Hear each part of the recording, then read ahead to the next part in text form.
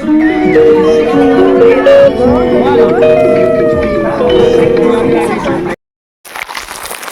guys. Ayan yung kulay ng buhok ko. Ayan yung kulay ng hair ko. Yan, ganyan siya. So, lalagyan natin siya ng wine red. May kulay po kasi yan. Kaya malalaman natin kung talagang magre-red siya. Kasi sa mga nakita ko na video, bago ko siya binili, is may kulay din sila dati. So, pinatungan nila, parang ganito rin siya, may pagka-brown. Pinatungan din nila, hindi siya masyado nag-red. Mas gumanda yung kulay. So, ayan, try natin. Yan ang aking before. Lagyan na natin. Apply na natin siya. Medyo maano kasi yung camera ko dito. Medyo madilim. Try na natin siya. Hindi ko alam kung kailangan pa ba ikot-ikot to. Tingnan natin. Ayaw niya kung mapindot.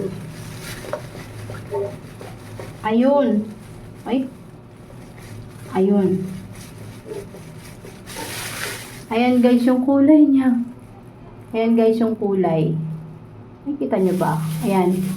Yan yung kulay niya lumalabas. Pag ginagano ko siya, hindi masyado lumalabas yung ano. Pero subukan natin. Try natin. Sabi nila, ganun daw muna. I-shake, ganyan-ganyan daw. Yan. Kasi shampoo daw to eh. Try natin. Ayan siya guys. Sa amoy, parang tubig na walang amoy. Ganun. Hindi ko lang kung kailangan pa bang i-shake to bago gamitin. Try natin. Shake nga muna natin. Kasi parang hindi pa nagtahalo. Parang hindi pa nagmi-mix yung kulay na red niya. Ang hirap niyang i-pump. Ang hirap niya i-pump. Nahirapan ako. Ayan. Ayan. Yan yung kulay niya. Hindi red. Ganyan. Try natin.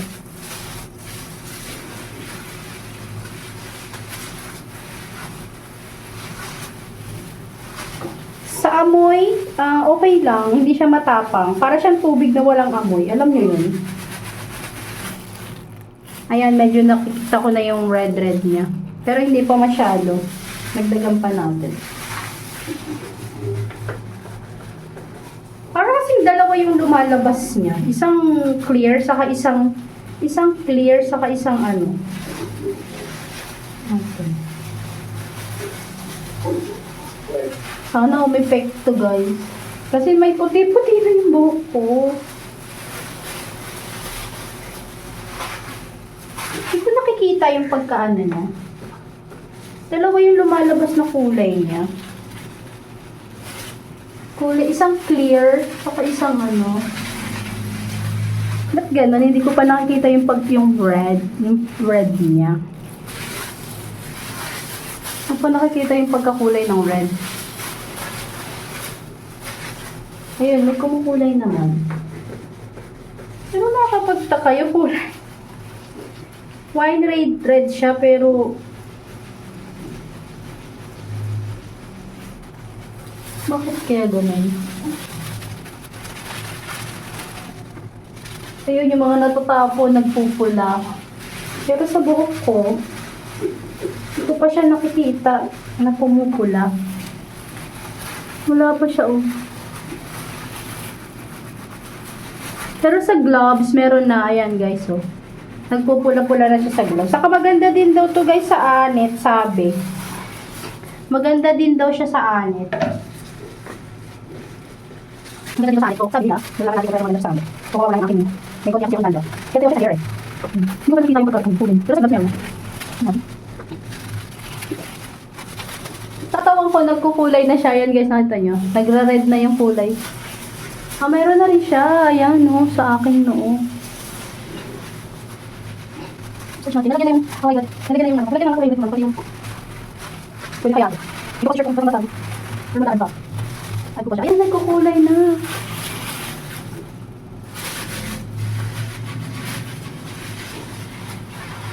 Ayan, no, kikita nyo. Nagra-red na siya. Kita nyo ba? Ayan, no, nagra-red na siya. Medyo madilim lang kasi dyan. Pero dito, kita ko nyo, nagra-red na. Nagra-red na siya, guys. Ayan, nakita nyo yung gloves. Ayan, nagra-red na.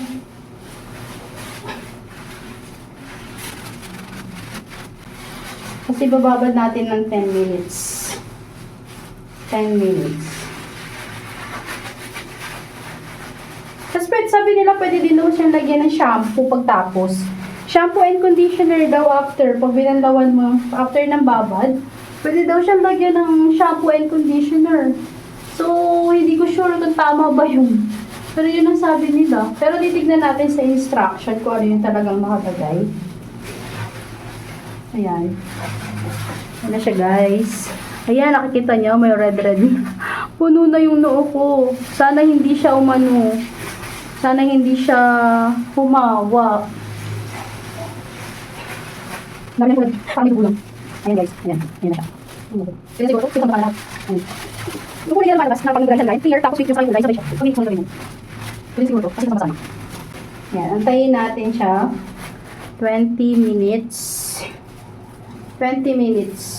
Pero nakalagay sa 10 minutes lang pwede na. Pero gusto ko medyo humalata yung kulay. Ito 20 minutes natin. So, 7:10. 7:10 ako magbabandaw. So, ganyan muna natin siya. Hindi lang siguro siya malalag tayo. 7:10. So, update ko kayo pagkabanlaw. Yarn. Puro red na yung aking balat. Tingnan natin. Hindi siya mahapdi sa sa amin. Medyo may mararamdaman kang parang pagkainit pero hindi siya mahapdi. Ayan siya, guys. Yarn. I-check pala natin, guys, kung talagang ilang minutes ang natin. You want, ang sabi dito sa how to use, pump the shampoo from the bottom. Mix the shampoo to hand until bit foam. Gagawin pa pala sabi, i-rub daw konti. Sa ilalagay sa buhok. Tapos, slowly massage to root. 5 to 10 minutes. Use the gloves.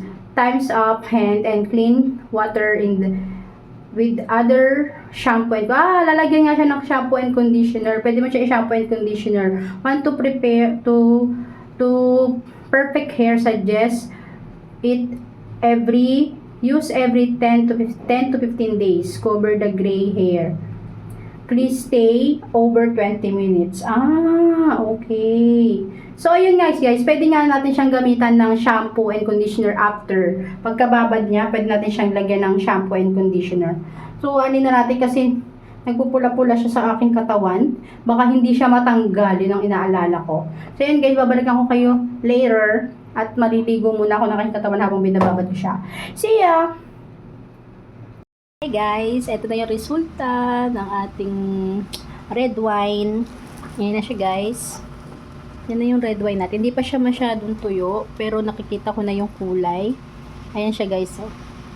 Mas kita siya pagka nasisinaga ng totoo nga yung sabi dun sa video na mas kita siya pag nasisinagan siya ng liwanag. Ayan siya.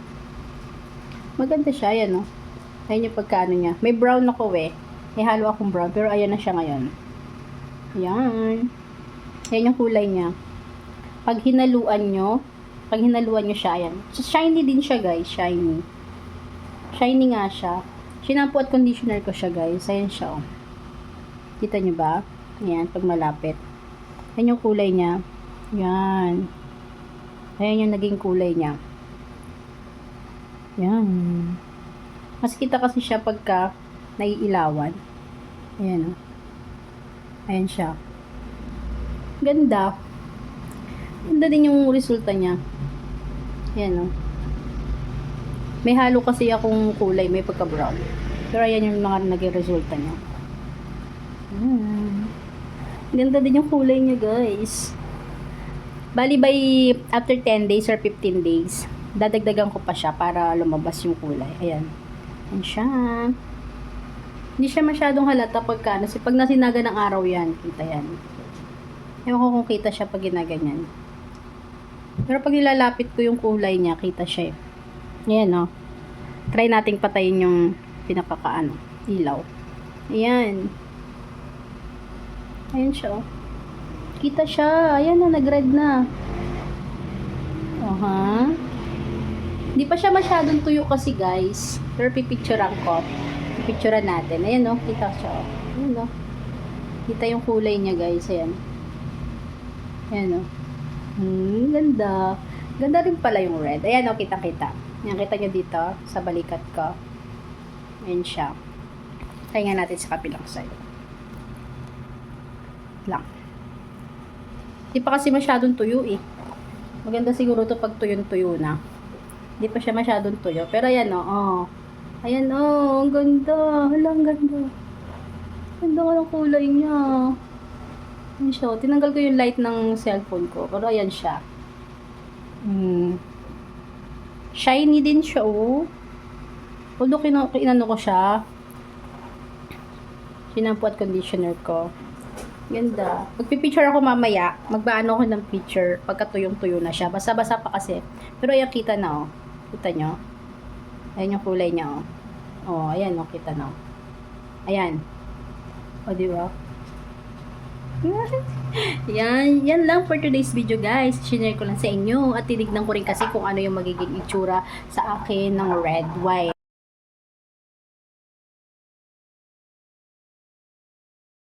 After 10 days. Hi guys! Welcome back to my channel, guys. So ngayon, pasensya na at ako'y nasa CR.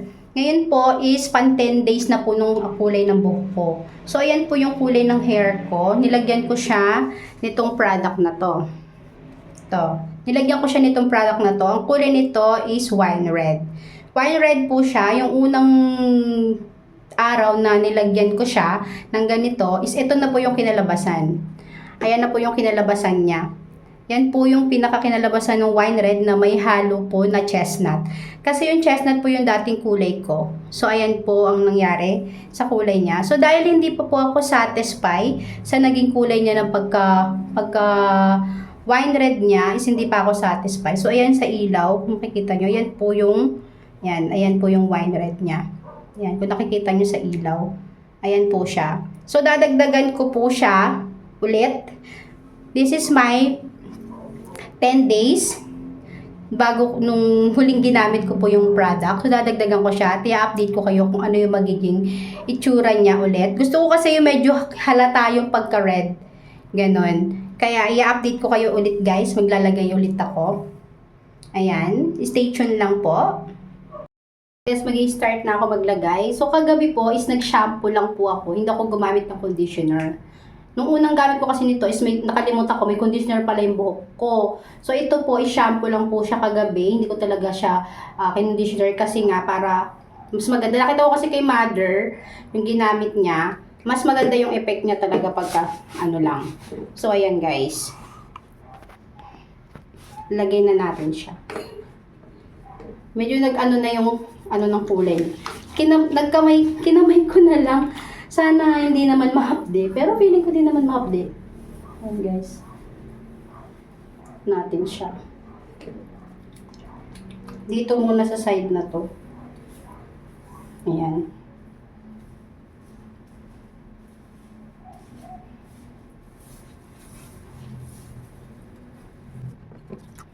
Natin siya. Kasi yung unang lagay ko nito nun,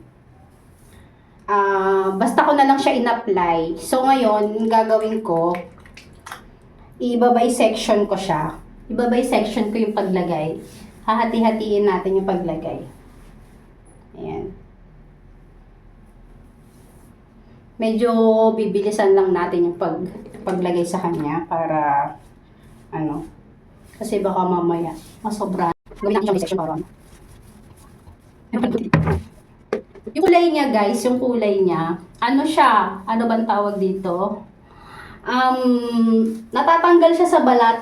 Kaya nagustuhan ko. Natatanggal kasi siya sa balat. Ayan. Iba-section ko kasi nakaraan. Basta ko lang siya i-apply. Nakaraan sa kanila. So ngayon, iba-section natin siya. Para lahat malagyan. Ayan. Ang pagka hindi ko pa rin nakita yung kulay nito, pwede ulit siyang ulitin. Pwede mo siyang gamitin ulit after 10 days to 15 days, guys. Pwede nyo siyang ulitin, ha? Yun kasi ang nakalagay din sa instruction niya. Pwede siyang ulitin 10 to 15 days. So, hindi na ako gumamit ng gloves kasi parang mas bet ko maglagay ng walang gloves. Total na matatanggal naman daw yung kulay. Ayan. Binisection ko siya kasi nung nakaraan parang hindi ko masyado nakita yung kulay niya. Ngayon, kasi bababad natin siya. Nakalagay dun sa bottle is 10 minutes. 10 minutes. Pero ako ginagawa ko sa kanya, binababad ko siya ng, ng 20. Kasi sabi naman din sa video, yung napanood kong video, okay lang naman daw, kahit ibabad mo ng 20 minutes. Kasi nga, ano ba tawag dun? Lalo na pagka gusto mo talagang kumulay siya ng gusto. Ganun. Matipid to, guys. Matipid siyang gamitin kasi nakagamit na si mother. Tapos ako ngayon, second ko na. Tapos ang maganda sa kanya, pwede nyo siyang shampooin after. Pero ito this time, sa paggamit ko ngayon, hindi ko siya shampooin. Iko-conditioner ko lang. Titignan ko kung saan mas e-effect yung kulay. Kung sina-shampoo o hindi sina-shampoo. Iko-conditioner ko lang siya. Ganun lang yung gagawin ko. Hindi ko siya i-shampoo. Kasi yung unang ginawa ko, nag-conditioner lang. Ay, nag-shampoo ako. Sinunod ko yung napanood ko na pwede daw shampoohin. Pero this time, hindi ko siya shampoohin. Iko-conditioner ko lang siya this time. So, titignan natin kung mas maganda yung ganun. Kasi 'di ba, ang normal kasi na pag nagkukulay tayo, hindi talaga tayo gumagamit ng shampoo. Kumbaga, after siguro mga ilang araw na bago natin siya shampoohin, 'di ba? Mga ilang araw na bago natin shampoohin. So, 'yun ang gagawin ko kasi baka mas umokay nga naman yung kulay ng kuko ko. Hindi ko ina-advise na huwag kayo mag-gloves ha. May gloves pa naman akong extra kaso hindi ko siya ginamit kasi parang mas nabibit ko, nararamdaman ko yung pagkulay pagka kamay ang gamit. Ang pula-pula ko. Parang ako naliligo sa dugol, guys. Ang pula-pula ko na. Kasi sabi ni mama, may mga marami-rami na daw akong puti. I'm already 40 years old, guys. I'm already 40 years old. Sabi nila, hindi daw halata na 40 years old ako. Kaya, yan, meron na tayong mga puti-puti. So, yan guys, ibababad ko lang siya ng 20 minutes. Tara, namumula na ang kamay ko. Bababad ko siya ng 20 minutes. Habang naliligo ako ng katawan, hayaan ko lang muna siya magbabad. Alarm natin siya ng 20 minutes. So, stay tuned lang guys!